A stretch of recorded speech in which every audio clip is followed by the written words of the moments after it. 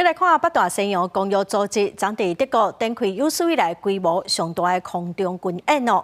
来自25个北约的成员国，甲日本、瑞典等伙伴国家，动员大约250台的军机。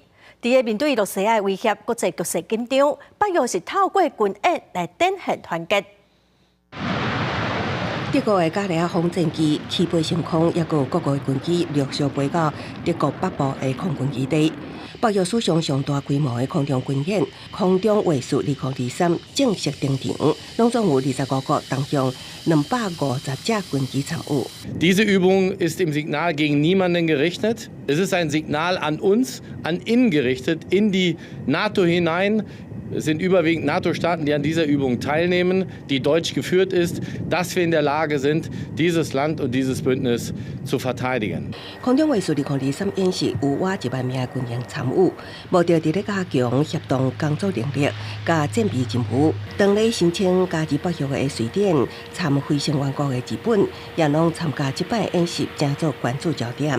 We need to make sure that we're having these strong relationships for the future, to be able to build all these connections with all these other states that are here, all the other NATO countries that are represented as well.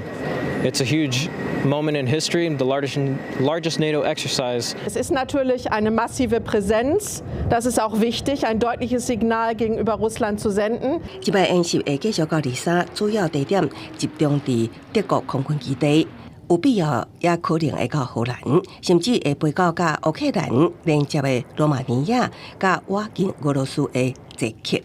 拢总会进行大约2000摆空中飞行，虽然无明讲，也毋过目标已经真清楚了。公司新闻，戴维林编译。